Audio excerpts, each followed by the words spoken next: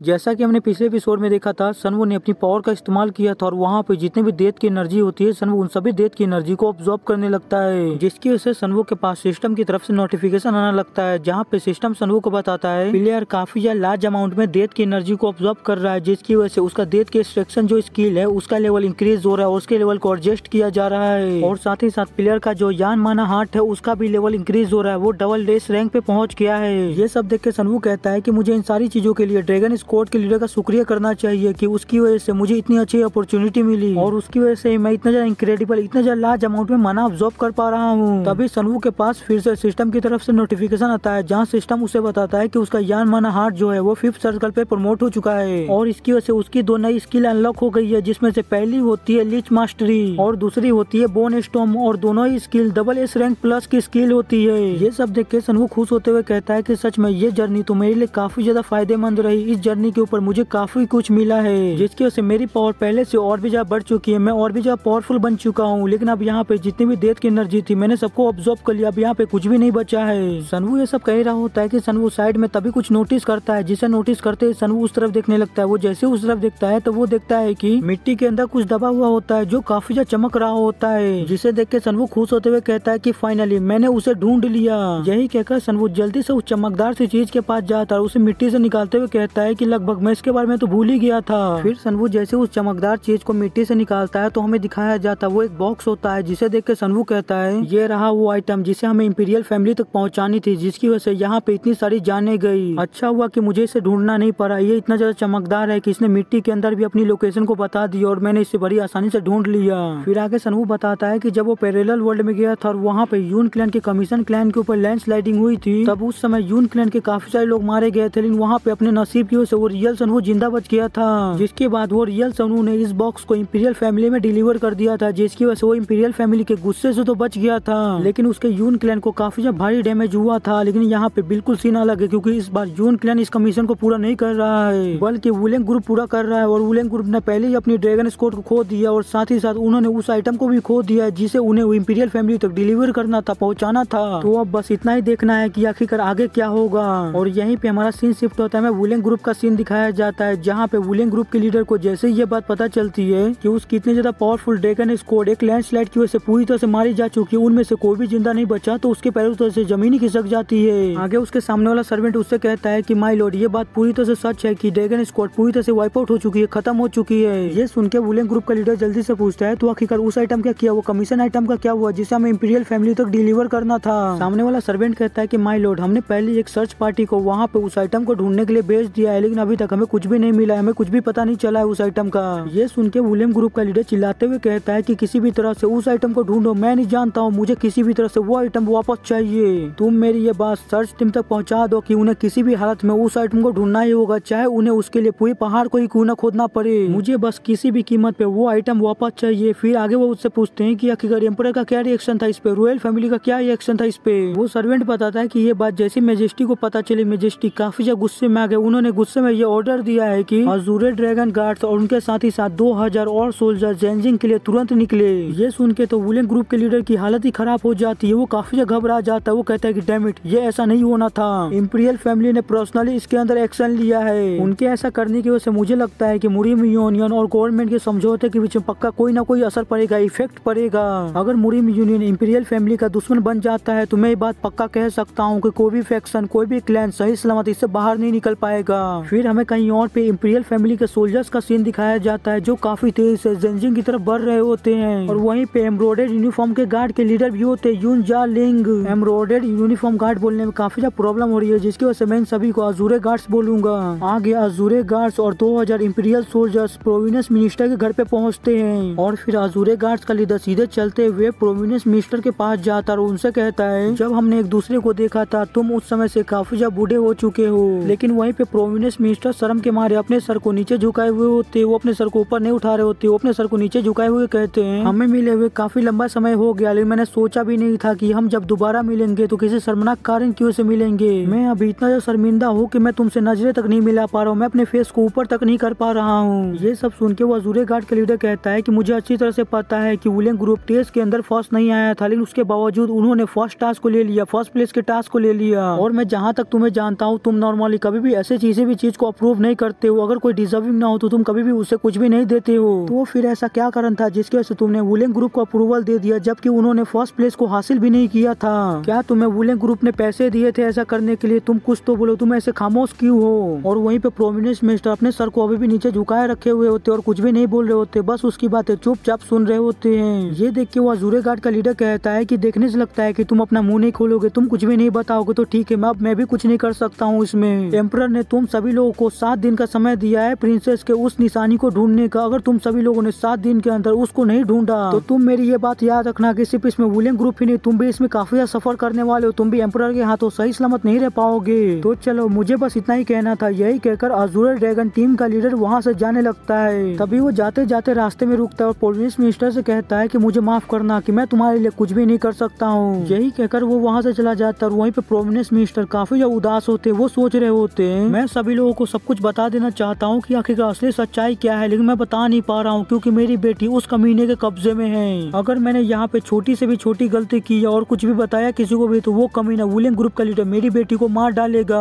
और इसका जिम्मेदार होऊंगा मैं अपनी बेटी को अपने हाथों से मारूंगा। कोई पिता अपनी बेटी को कैसे अपने हाथों से मार सकता है? मैं ऐसा नहीं कर सकता हूँ। मुझे किसी भी कीमत पे अपनी बेटी को बचाना है, चाहे मुझे उसके लिए कुछ भी क्यों ना करना पड़े। लेकिन आखिरकार मैं अभी करूँ तो करूँ क्या? मैं चारों तरफ से फंसा हुआ हूँ। अगर मैंने यहाँ पे किसी को भी सच्चाई बताई तो वहाँ पे मेरी बेटी मारी जाएगी और मैंने नहीं बताई फिर भी वो मारी जाएगी। आखिरकार मैं इस प्रॉब्लम को कैसे सॉल्व करूँ? मुझे क्या करना चाहिए? तभी उसे पीछे से आवाज आती है, क्या तुम अपनी बेटी को बचाना चाहते हो? अचानक से इस आवाज को सुन के प्रोविंस मिनिस्टर पूरी तरह से हैरान हो जाते। वो चौंकते हुए पीछे की तरफ मुड़ते हो। जैसे पीछे की तरफ मुड़ते हो तो वो देखते हैं कि वहाँ पे सनवू खड़ा होता है, जिसे देख के वो चौंकते हुए कहते हैं कि आखिरकार तुम यहाँ पे क्या कर रहे हो? तभी सनवू कहता है कि अगर तुम अपनी बेटी को वुलिंग ग्रुप से बचाना चाहते हो और वुलिंग ग्रुप को जड़ से खत्म करना चाहते हो, उसे पूरी तरह से वाइप आउट करना चाहते हो तो तुम्हें बिल्कुल वैसा ही करना होगा जैसा मैं कहूँगा, वो भी अभी से इसी वक्त से। हमें सनवू को उसके क्लैन के अंदर दिखाया जाता है जहाँ पे उसने सभी फैक्शन लीडर को बुलाया हुआ होता है, उनके साथ ही साथ रिन और जूगन भी होते हैं। तभी वहाँ पे लीडर जिन्वू कहते हैं कि देखने से लगता है कि क्लैन लीडर की भविष्यवाणी फिर से सही हो गई। जैसा कि आपने पहले मिशन पे जाने से पहले प्रिडिक्ट किया था कि अगर हम फर्स्ट मिशन के ऊपर जाते हैं तो वहाँ पे हमारे पर लैंडस्लाइड हो सकती है और हमारे काफी सारे लोग बहुत ही बुरी तरह से उस लैंडस्लाइड के अंदर मारे जा सकते हैं। तो जैसा कि आपने प्रिडिक्ट किया था, सच में ऐसा हो गया। जब वुलिंग ग्रुप की ड्रैगन स्क्वाड अपने फर्स्ट मिशन के दौरान जा रही थी तभी उनके ऊपर लैंडस्लाइडिंग हुई और उनकी पूरी ड्रैगन स्क्वाड मारी गई, वहाँ पे खत्म हो गई। ये सब सुन के जूगन कहता है कि क्लैन लीडर क्या ये सब आपने किया? आपने लैंडस्लाइड लाया था वहाँ पे। ये सुन के सनवू कहता है कि मैं ऐसा कैसे कर सकता हूँ? कोई भी नॉर्मल ह्यूमन नेचर को कैसे मैनिपुलेट कर सकता है, नेचर के साथ कैसे खिलवाड़ कर सकता है? नेचर कुछ ऐसा है जिसके सामने पावरफुल से पावरफुल ह्यूमन भी उसे टकराने से पहले 100 बार सोचेगा। ये सुन के जूगन कहता है कि क्लैन लीडर सच में आपका नॉलेज तो काफी ज्यादा है, मैंने जितना उम्मीद किया था आपका नॉलेज उससे काफी ज्यादा है। ये सुन के सनवू हंसते हुए कहता है, ये इतनी भी कोई बड़ी बात नहीं है जितनी तुम मेरी तारीफ कर रहे हो, लेकिन फिलहाल के लिए इन सारे मजाक मस्ती को साइड में रखते हैं, इंपॉर्टेंट टॉपिक के ऊपर आते हैं। यही कहकर सनवू लीडर जिन्वू से कहते हैं, आखिरकार अभी रॉक क्लैन की स्थिति कैसी है, उनकी कंडीशन कैसी है? लीडर जिन्वू बताते हैं कि पिछले कुछ दिनों के दौरान उनकी स्थिति पूरी तरह से बदल चुकी है, चेंज हो चुकी है, क्योंकि रॉक क्लैन का जो यंग मास्टर था डियोक्चोल, उसको आपने अपने हाथों से ही मार दिया और साथ ही साथ उसका जो लीडर था उसने वुलिंग ग्रुप का विरोध करने की कोशिश की, उसके खिलाफ जाने की कोशिश की, जिसकी वजह से वुलिंग ग्रुप के लीडर ने उसे अपने हाथों से ही मार डाला। और फिर रॉक क्लैन के लीडर के मर जाने के बाद वुलिंग ग्रुप ने अपनी फोर्स को, अपनी सेना को रॉक क्लैन के अंदर भेजा और रॉक क्लैन के ऊपर पूरी तरह से कब्जा कर लिया। सनवू कहता है इसका मतलब तो ये है कि रॉक क्लैन पूरी तरह से कोलैप्स हो चुका है, बर्बाद हो चुका है। ये सुन के लीडर जिन्वू कहते हैं कि एग्जैक्टली अभी हम ऐसा नहीं कह सकते हैं क्योंकि रॉक क्लैन अभी तक पूरी तरह से बर्बाद नहीं हुआ है, खत्म नहीं हुआ है। रॉक क्लैन अभी भी अपनी जगह पे ही है। रॉक क्लैन के अंदर बस अभी एक ही बदलाव हुआ है, वो ये है कि वहाँ पे पुराने लीडर के मर जाने के बाद वहाँ पे चीफ जी हो को नए लीडर के रूप में अपॉइंट किया गया है, वो भी टेम्परेरी। सनवू कहता अच्छा ऐसा है क्या? आगे लीडर जिन्वू थोड़ा सा परेशान होते हुए कहते हैं कि हालांकि मैंने वहाँ पे कुछ अजीब चीजें नोटिस की हैं। सनवू कहता है अच्छा मुझे इसके बारे में बताओ। लीडर जिन्वू बताना चालू करते हैं कि पता नहीं किसी कारण की वजह से रॉक क्लैन का जितना भी पैसा है वो सारा का सारा पैसा माउंट हुआ शेख के अंदर भेजा जा रहा है। ये सुन के जूगन सरप्राइज होते हुए कहता है कि क्या सारा का सारा पैसा माउंट हुआ शेख के अंदर भेजा जा रहा है? तभी लीडर जिन्वू कहते हैं क्लैन लीडर आखिरकार इसका क्या कारण हो सकता है? ये सुन के सनवू मुस्कुराते हुए कहता है कि ये तो ऑब्वियस सी बात है, वुलिंग ग्रुप के लीडर ने रॉक क्लैन को माउंट हुआ शेख को बेच दिया, दे दिया ताकि वो अपनी आंखें बंद रखे और वुलिंग ग्रुप के खिलाफ न जाए। ये सुन के रिन कहती है कि कुछ ऐसा सोचना कि माउंट हुआ शेख ऐसा भी कर सकता है, ये तो पूरी तरह से अनएक्सपेक्टेड था। जूगन कहता है कि माउंट हुआ शेख के जो एक्शन है वो पूरी तरह से सियोक सेक्ट के, अच्छाई वाले सेक्ट के नियमों के खिलाफ है। सनवू कहता है हाँ चाहे कुछ भी हो, यही हमारे पास एक गोल्डन अपॉर्चुनिटी है जो हमारे पास खुद चल के आई है, इस मौके का हम इस्तेमाल कर सकते हैं और हम अपने सबसे ग्रेटेस्ट एनिमी को, सबसे बड़े एनिमी को खत्म कर सकते हैं इस मौके का इस्तेमाल करके।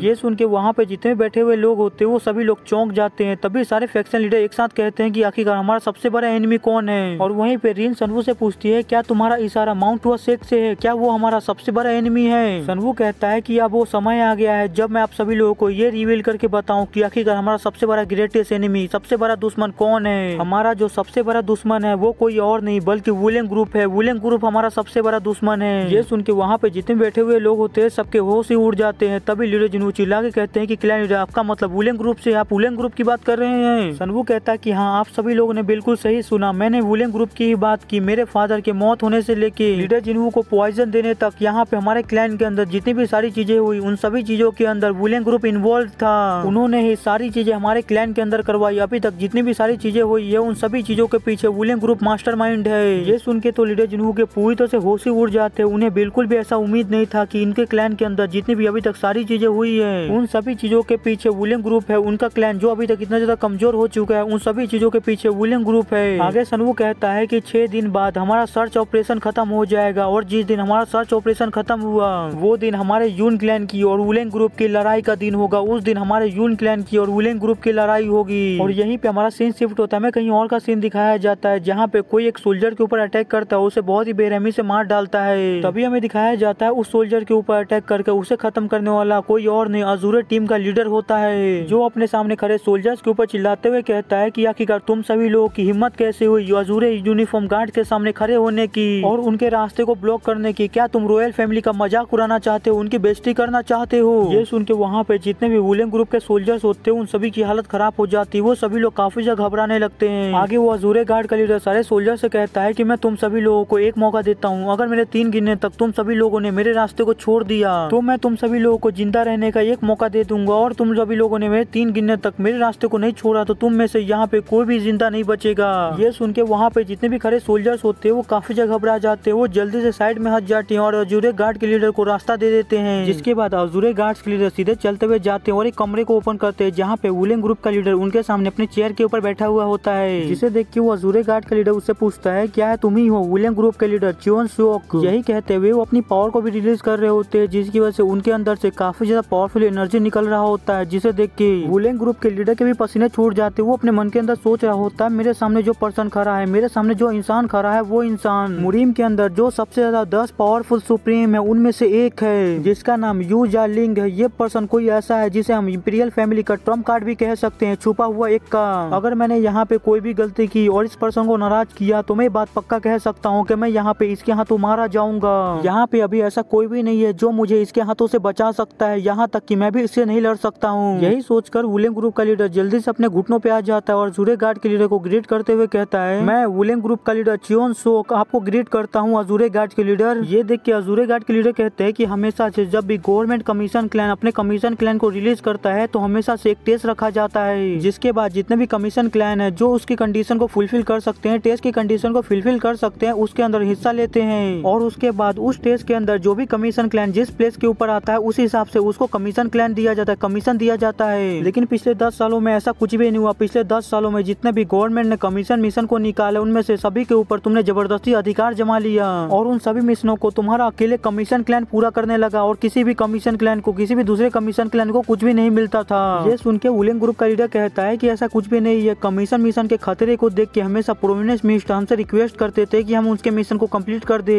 और पूरे जेनजिंग के अंदर हमारा कमीशन क्लैन सबसे ज्यादा पावरफुल है, जिसकी वजह से प्रोमिनेंस मिनिस्टर को हमारे पास आना पड़ता था कमीशन मिशन के खतरे को देख के। ये सुन के अजूरे गार्ड के लीडर काफी ज्यादा गुस्सा हो जाते हैं। वो गुस्से में चिल्लाते हुए कहते हैं कि आखिरकार तुम क्या बकवास कर रहे हो, अगर तुम्हारा कमीशन क्लैन इतना ज्यादा पावरफुल है और स्किल है तो फिर तुम्हारा कमीशन क्लैन इस कमीशन मिशन को कैसे फेल कर दिया और इस तरह की सिचुएशन को क्रिएट कर दिया। वुलिंग ग्रुप का लीडर कहता है कि हमने इस मिशन को इसलिए फेल कर दिया क्योंकि इस कमीशन मिशन का जो रूट था, रास्ता था, उसे प्राइम मिनिस्टर कोंग वी सो ने तय किया था, इसकी वजह से हमने इस मिशन को फेल कर दिया।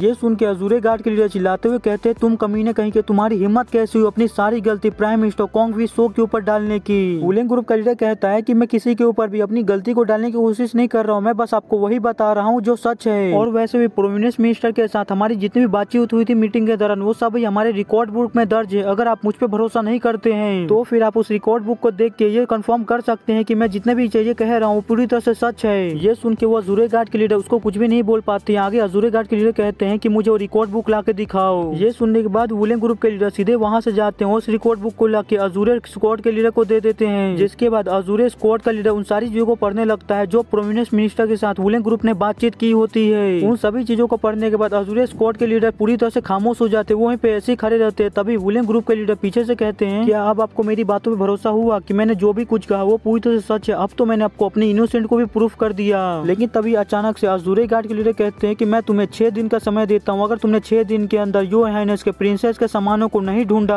तो मैं तुमसे ये वादा करता हूँ कि तुमने आज तक जितने भी काले काम किए मैं उन सभी को सबके सामने ला दूंगा, जिसके बाद तुम्हें एक भारी कीमत चुकानी पड़ेगी। यही कहते हुए अजूरे गार्ड के लीडर वहाँ से जाने लगते। लेकिन तभी वुलेन ग्रुप के लीडर पीछे से कहते हैं कि मुझे उम्मीद है कि आपका जो पर्सनल रिलेशनशिप है वो इस गवर्नमेंट अफेयर के अंदर नहीं आएगा। ये सुन के अजूरे गार्ड के लीडर वहाँ पे कोई भी जवाब नहीं देते, वो चुपचाप वहाँ से चले जाते हैं। और यहाँ पे वुलेन ग्रुप के लीडर प्रोविंस मिनिस्टर और अजूरे ड्रैगन स्क्वाड के लीडर के रिलेशनशिप के बारे में बात कर रहे हैं कि उनका रिलेशनशिप इस अफेयर के अंदर नहीं आना चाहिए। आगे अजूरे ड्रैगन स्क्वाड के लीडर जैसे ही वहाँ से निकलता है तो वुलेन ग्रुप के लीडर अपना असली चेहरा दिखाने लगते हैं। उनको काफी ज्यादा गुस्सा आ रहा होता है, अपने दांत को पीसते हुए अपने सामने रखे हुए टेबल के ऊपर हाथ मारते और अपने सामने रखे हुए टेबल को बहुत ही बुरी तरह से तोड़ देते हैं। जिसकी आवाज को सुन के जल्दी से वहाँ पे भागते हुए वाइस लीडर आता है और पूछता है कि आखिरकार अभी यहाँ पे क्या हुआ, ये किस तरह की आवाज थी। तभी वुलेन ग्रुप का लीडर गुस्से में कहता है कि जितनी जल्दी हो सके हमें खराब से खराब सिचुएशन के लिए भी तैयार होना होगा। फिर वो वाइस लीडर से कहते हैं कि मैं तुम्हें जब ऑर्डर दूंगा तो यहाँ पे हमारे जितने भी ट्रेस है, निशान है, उन सभी को खत्म कर देना, मिटा देना। हमें अजूरे ड्रैगन स्क्वाड के लीडर को दिखाया जाता है जो कह रहे होते हैं, क्या तुमने अभी क्या कहा, ह्यूमन ट्रैफिकिंग और ड्रग्स? तुमने अभी ह्यूमन ट्रैफिकिंग और ड्रग्स की ही बातें की ना? तभी हमें दिखाया जाता है वो ये सारी बातें सनवू से कह रहे होते हैं जो उनके सामने अपने घुटनों पे होता है, जो उनसे कह रहा होता है, हाँ आपने बिल्कुल सही सुना, मैं ह्यूमन ट्रैफिकिंग और ड्रग्स की ही बातें कर रहा हूँ। और वहीं पे हमें एक वुलेन ग्रुप के पर्सन को भी दिखाया जाता है जो सनवू को वहाँ पे देख के और उसे ड्रग्स की बातें करते हुए देख के काफी ज्यादा घबरा जाता है। वो सोच रहा होता है, डैम इट, मैंने कभी भी नहीं सोचा था कि ये यून क्लैन का कमीना यून सनवू हमारे साथ ऐसा करेगा। ये पहले हमारे साथ ज्वाइन हुआ, अब हमारे पीछे गद्दारी कर रहा है, हमें धोखा दे रहा है। पहले तो हमें इस बात का शक था कि हमारे साथ जो भी इंसिडेंट हुआ है, हमारे जेल पे जो भी अटैक हुआ है, उन सभी के पीछे यून सनवू है। लेकिन अब इसको यहाँ पे देख के मुझे ये बात कंफर्म हो गया है कि हमारे जेलों पे जितने भी अटैक हुए उन सभी को डिस्ट्रॉय किया गया है और हमारे साथ अभी तक जितने भी इंसिडेंट हुए उन सभी के पीछे ये कमीना यून सनवू है। अगर इन सारी चीजों के पीछे ये कमीना यून सनवू है तो यहाँ पे रुकना खतरे से खाली नहीं होगा, हमें जितनी जल्दी हो सके यहाँ से निकलना होगा, ताकि यहाँ पे अभी जो कुछ भी हुआ है मैं उन सारी चीजों को कमांडर को रिपोर्ट कर पाऊँ, ताकि उन्हें पता चले कि हमारे साथ जो कुछ भी है उन सभी चीजों के पीछे ये कमीना यून सनवू है। यही सोचकर वो पर्सन पीछे की तरफ देखता है, उसके पीछे उसके जितने भी लोग खड़े हुए होते हैं उन सभी को इशारा करता है कि हमें जितनी जल्दी हो सके यहाँ से निकलना होगा। वो जैसे ही इशारा करता है तो उसके जितने भी लोग होते हैं वो सभी लोग उसके इशारा समझ जाते हैं, जिसकी वजह से वो सभी लोग जल्दी से उसके साथ वहाँ से निकलने लगते हैं। जिसे देख के अजूरे ड्रैगन स्क्वाड के लीडर चिल्ला के कहते हैं कि जो जहाँ खड़ा है वहीं पे रुकेगा, कोई भी अपनी जगह से नहीं हिलेगा। ये सुन के वहाँ पे जितने भी अजूरे ड्रैगन स्क्वाड के सोल्जर्स होते हैं वो जल्दी से अपने पास से अपनी स्वॉर्ड को निकाल लेते हैं और वो पर्सन जो वुलेन ग्रुप से होता है और वो जल्दी से वहाँ से निकल रहा होता है उसके सामने अपनी स्वॉर्ड को कर देते हैं, उसे उसकी जगह पे ही रोक देते हैं। फिर आगे अजूरे ड्रैगन स्क्वाड के लीडर कहते हैं कि जब तक मैं यहाँ से किसी को भी बाहर जाने का ऑर्डर नहीं देता हूँ तब तक कोई भी यहाँ से बाहर नहीं जाएगा।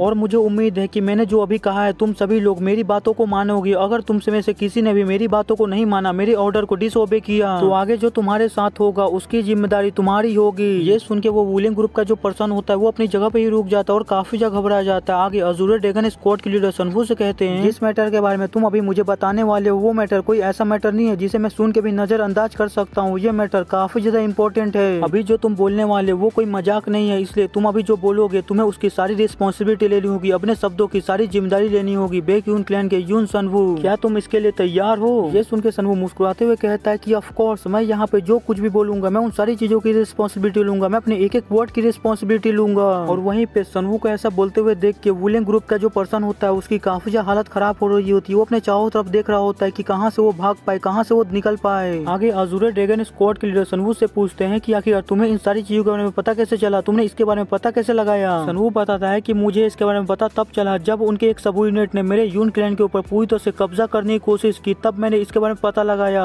उन्होंने मेरे फादर और मेरे ब्रदर को पॉइजन दे दिया और उस पॉइजन से उन्हें मार डाला और मैं उसी ड्रग के बारे में अभी बात करने वाला हूँ। मैंने अपनी आंखों से उस पर्सन को उस ड्रग का इस्तेमाल करते हुए देखा था। उस पर्सन ने उस ड्रग का इस्तेमाल मेरे ब्रदर के ऊपर किया था मेरी आंखों के सामने, और उस पर्सन ने जैसे ही अपने ड्रग का इस्तेमाल मेरे ब्रदर के ऊपर किया तो वो पर्सन मेरे ब्रदर को पूरी तरह से कंट्रोल करने लगा, बिल्कुल एक कठपुतली की तरह। और फिर मुझे जीवन फैमिली के अंदर से उनकी अकाउंट्स की बुक मिली जो उनके साथ जुड़ी हुई थी, उनकी अलाई थी। और जैसे ही मैंने उस अकाउंट के बुक को खोल के देखा तो मुझे सारी डिटेल्स मिल गई ह्यूमन ट्रैफिकिंग के बारे में। उनके अंदर अंदर सारी ह्यूमन ट्रैफिकिंग की डिटेल्स थी, जिसके मिलने के बाद आखिरकार मैं असली कल्प्रिट के बारे में पता लगा पाया जो इन सभी लोगों को पीछे से कंट्रोल कर रहा है और असली मास्टरमाइंड है। और वहीं पे वो वुलियन ग्रुप का पर्सन जैसे जैसे सनवू आगे सारी चीजें बता रहा होता है उसकी हालत और भी ज्यादा खराब हो रही होती है। वो अपने चारों तरफ वहाँ से भागने का रास्ता ढूंढ रहा होता है। आगे वो अज़ूरे ड्रैगन स्क्वाड के लीडर सनवू से पूछता है जबकि तुम्हें उस असली कल्प्रिट के बारे में पता है तो मुझे उसके बारे में बताओ कि आखिरकार वो असली कल्प्रिट है कौन। सनवू बताता है कि असली कल्प्रिट कोई और नहीं बल्कि पूरा का पूरा एंटायर वुलियन ग्रुप है।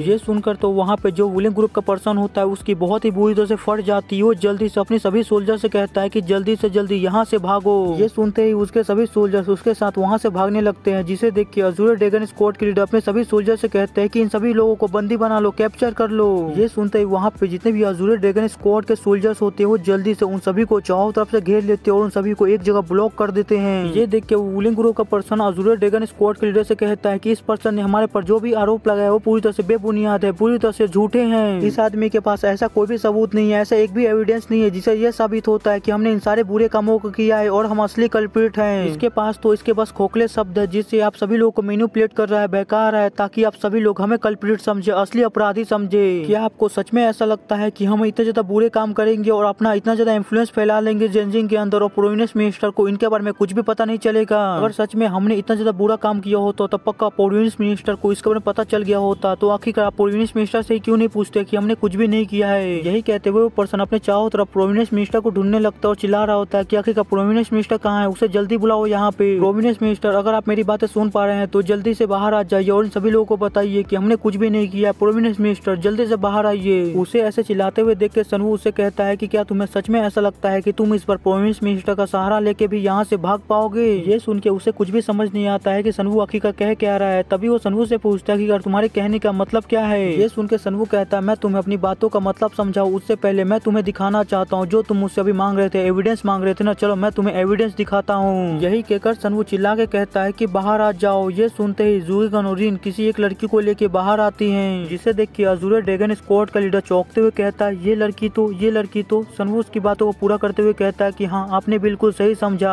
ये लड़की कोई और नहीं बल्कि प्रोविनेंस मिनिस्टर की बेटी है, लेडी डैंग। ये वुलियन ग्रुप ने प्रोविनेंस मिनिस्टर की बेटी को किडनैप कर लिया था और किडनैप करने के बाद उसे होस्टेज के रूप में रख के प्रोविनेंस मिनिस्टर को हमेशा धमकाया करते थे और उनका मुंह बंद करा दिया करते थे। तभी प्रोविनेंस मिनिस्टर पीछे से आते हुए कहते हैं कि उस लड़के ने अभी तक जितनी भी सारी बातें कही है वो पूरी तरह से सच है, उसमें से कुछ भी गलत नहीं है। वुलियन ग्रुप ने मेरी बेटी को किडनैप कर लिया था जिसके बाद उन्होंने मुझे धमकाना चालू कर दी और अपने सारे काले काम छुपाने लगे मुझे धमका के। और मुझे अपनी बेटी को बचाना था, मुझे अपनी बेटी को प्रोटेक्ट करना था, जिसकी वजह से मैं भी अपना मुंह नहीं खोल पाता था कभी भी। और मुझे अभी तक जितनी भी सारी बातें सुननी पड़ी है वो सारी बातें वुलियन ग्रुप की वजह से पड़ी है। जब उस समय तुम मेरे पास आए थे और तुम मुझसे वुलियन ग्रुप के बारे में सारी चीजें पूछ रहे थे, उसके बारे में सवाल पूछ रहे थे, तब मैं उन सारी चीजों के बारे में तुम्हें बताना चाहता था। लेकिन उस समय मैंने अगर तुम्हें वो सारी बातें बता दी होती तो अभी तुम्हारे सामने मेरी बेटी जिंदा नहीं होती। मुझे अपनी बेटी को बचाना था जिसकी वजह से मैंने उस समय तुम्हें कुछ भी नहीं बताया। लेकिन जबकि इन दोनों ने मेरी बेटी को बचा लिया है तो मेरे पास अब कोई भी रीजन नहीं है जिसकी वजह से मैं अपना मुंह बंद रखूं और सच ना बोलूं। और वहीं पे वो वुलियन ग्रुप का पर्सन जैसे ये देखता है कि प्रोविनेंस मिनिस्टर की बेटी उनके चंगुल से आजाद हो चुकी है, प्रोविनेंस मिनिस्टर अब उनके कंट्रोल में नहीं है, तो उसे ये बात समझ में आ जाती है कि वो बिना फाइट के यहाँ से जिंदा बच के नहीं निकल पाएगा। अगर उसे यहाँ से जिंदा निकलना है तो उसे यहाँ से फाइट करके ही निकलना होगा। जो समझ में आते ही वो पर्सन अपने सभी सोल्जर से कहता है कि सभी लोग मेरी बातों को ध्यान से सुनो, सभी सोल्जर्स अपने स्वॉर्ड को बाहर निकालो, इन सभी लोगों को अटैक करके इन सभी को खत्म कर दो।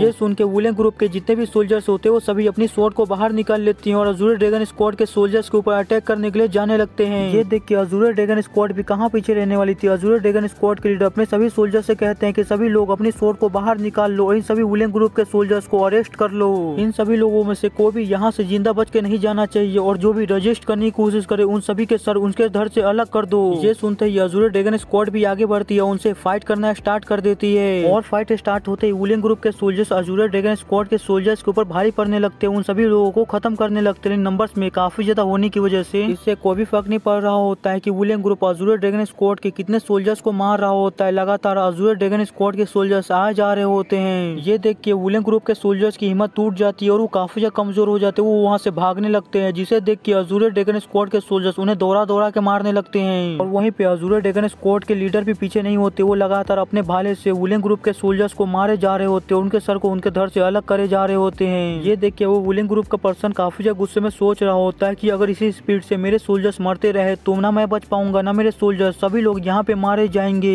मुझे किसी भी कीमत पे यहाँ से जिंदा बच के निकलना होगा। यही कहते हुए अपनी किसी टेक्निक का इस्तेमाल करने लगता है, जिसकी वजह से उसकी पावर काफी ज्यादा इंक्रीज होने लगती है। उसे ऐसा करते हुए अज़ूर ड्रैगन स्क्वाड के लीडर भी देख लेते हैं। उसे ऐसा करते हुए देख के वो काफी ज्यादा चौंक जाते हैं। वो जल्दी से अपने सभी सोल्जर से चिल्ला के कहते हैं कि जल्दी से उसे दूर हट जाओ, उसे डॉज करो। वो जैसे ही ऐसा कहते हैं कि तभी हमें दिखाया जाता है वहाँ पे एक बहुत ही बड़ा धमाका होता है। वो धमाका सच में काफी बड़ा होता है। फिर उस धमाके के बाद जैसे ही वहाँ से धीरे धीरे करके धूल हटने लगती है तो हमें दिखाया जाता है अज़ूर ड्रैगन स्क्वाड के सभी सोल्जर सही सलामत होते हैं, उन्हें कुछ भी नहीं हुआ होता है। और जब पूरी तरह से वहाँ से धूल हटती है, सब कुछ वहाँ से साफ होता है, तभी हमें दिखाया जाता है अज़ूर ड्रैगन स्क्वाड के लीडर वहाँ पे एक शील्ड बना लिए होते हैं उस धमाके से बचने के लिए। और शील्ड के कारण ही वहाँ पे जितने भी अज़ूर ड्रैगन स्क्वाड के सोल्जर्स होते वो जिंदा बच पाते, वरना उस धमाके के अंदर वो सभी लोग मारे जाते। फिर आगे अज़ूर ड्रैगन स्क्वाड के लीडर अपने चारों तरफ उस पर्सन को ढूंढने लगते हैं, लेकिन वो वहाँ से भाग चुका होता है, जिसे देख के वो अज़ूर ड्रैगन स्क्वाड के लीडर कहते हैं कि उसने एक्सप्लोजन करके हम सभी लोगों का ध्यान बताया, ताकि उस मौके का फायदा उठा के वो यहाँ से भाग पाए। जल्दी से उसे पकड़ो, वो यहाँ से बच के भागना नहीं चाहिए। तभी सनवू काफी तेज से अज़ूर ड्रैगन स्क्वाड के लीडर के पीछे से निकलते हुए कहता है कि आप इसे मेरे पर छोड़ दीजिए, मैं उसे पकड़ के लाता हूँ। यही कहते हुए सनवू काफी तेज से वहाँ से जाने लगता है। हमें वुलिंग ग्रुप का सीन दिखाया जाता है, जहाँ पे वुलिंग ग्रुप के सभी अलायंस और साथ ही साथ वुलिंग ग्रुप के सभी फैक्शन लीडर बैठे हुए होते हैं। तभी वहीं पे माउंट हुआ शेख के वो मास्टर वुलिंग ग्रुप के लीडर से कहते हैं कि तुमने जो मुझे पावर दिया है और मुझे इतना ज्यादा पावरफुल बनाया है, मुझे पता नहीं कि मैं उसका बदला आपको कैसे चुकाऊंगा। तभी वहाँ पे एक दूसरा पर्सन बैठा हुआ होता है, वो कहता है कि हाँ, कोई भी इंसान किसी को भी इतनी पावर नहीं दे सकता है, ना कोई इंसान बिना ट्रेनिंग के इतना ज्यादा पावरफुल बन सकता है। लेकिन आपने माउंट हुआ शेख के मास्टर को इतना ज्यादा ग्रेट पावर दिया और उसे इतना ज्यादा पावरफुल बना दिया, ये चीज आपके ऊपर अप्लाई नहीं होता है वुलिंग ग्रुप के लीडर। उसके साइड में बैठा पर्सन कहता है कि हाँ, मैं तुम्हारी बातों से पूरी तरह से एग्री करता हूँ। ये सुन के वुलिंग ग्रुप के लीडर कहते हैं कि ये इतनी भी कोई बड़ी बात नहीं है। जिस समय माउंट हुआ शेख हमारे साथ ज्वाइन हुआ था और हमारा इतना ज्यादा सपोर्ट किया था, उसी समय माउंट हुआ शेख हमारा ब्रदर बन गया और हमारे ब्रदर को मैं ये वादा करता हूँ कि हम उसके दिल से सपोर्ट करेंगे और माउंट हुआ शेख को पूरी तरह से सपोर्ट करेंगे और माउंट हुआ शेख को राइस होने में मदद करेंगे। हम माउंट हुआ शेख को मुस्लिम यूनियन से भी बड़ा बनाएंगे। ये सुन के माउंट हुआ शेख के मास्टर कहते हैं कि आप जो हमारी इतनी ज्यादा राइस होने में मदद कर रहे हैं, ऊपर आने में मदद कर रहे हैं, हम आपको इस एहसान को कभी भी नहीं भूलेंगे। हालांकि मुझे ये बात जान के काफी सरप्राइज हुआ था कि उसके जैसा कोई पर्सन हमारे शेख का मेंबर हो सकता है। अगर शेख लीडर ने पहले ही हमें ये बात बता दी होती तो मेरा पूरा का पूरा माउंट हुआ शेख बिना किसी हेजिटेशन के आपके साथ जुड़ गया होता और बिना किसी शर्त के आपके साथ खड़ा होता। अभी हमें यहाँ पे बताया नहीं गया है कि माउंट हुआ शेख के मास्टर किस पर्सन की बात कर रहे हैं, आगे हमें कहानी में पता चल जाएगा। तो आगे कहानी को कंटिन्यू करते हैं। आगे वुलिंग ग्रुप के लीडर कहते हैं कि आपको उसके बारे में कहीं भी ऐसी ही बातें नहीं करना चाहिए, क्योंकि ये सीक्रेट हमारे शेख के one of the greatest secret में से एक है। तो आपको ये बात समझना चाहिए कि आप कहीं भी ऐसे ही इसके बारे में बात नहीं कर सकते हैं। और वैसे भी आप जिसके बारे में बात कर रहे हैं वो पर्सन जानता है कि आप हमारे शेख के साथ ज्वाइन हुए हैं और वो पर्सन आपके ज्वाइन होने से काफी ज्यादा खुश है, जिसकी वजह से वो पर्सन कभी भी हमें अपने से मिलने के लिए बुला सकते हैं। इसकी वजह से इंतजार करे कि हमें हमारे पास बुलावा है उनसे मिलने का। ये सुन के वहाँ पे जितने भी फैक्शन लीडर्स होते हैं वो काफी ज्यादा खुश हो जाते हैं। वो लोग ऐसे ही वहाँ पे बातें कर रहे होते हैं कि तभी उन्हें बाहर से काफी ज्यादा आवाजें आने लगती है, जिसे सुन के वहाँ पे एक फैक्शन लीडर खड़ा होकर चिल्लाते हुए कहते हैं कि आखिरकार ये किस तरह की आवाज है, बाहर से इतनी ज्यादा आवाजें क्यों आ रही है। और वहीं पे वुलिंग ग्रुप के लीडर सोच रहे होते हैं ये आवाज कुछ तो अलग है, इस आवाज के अंदर कुछ तो अजीब है। तभी उन्हें समझ में आता है कि ये आवाज काफी ज्यादा अजीब है, इसमें कुछ तो गड़बड़ है। जो समझ में आते ही वो कहते हैं ये आवाज कहीं वो तो नहीं हो सकता है। ये समझ में आते वो जल्दी से खड़े होते हैं और बाहर जाके एक खिड़की को खोलते हैं। और वो जैसे ही खिड़की को खोलते हैं तो अपने सामने के नजारे को देख के पूरी तरह से दंग रह जाते हैं, क्योंकि उनके सामने से काफी ज्यादा रेड स्मोक निकल रहा होता है, जिसे देख के वो सोचते हैं ये रेड स्मोक कहीं इसका मतलब ये तो नहीं कि वो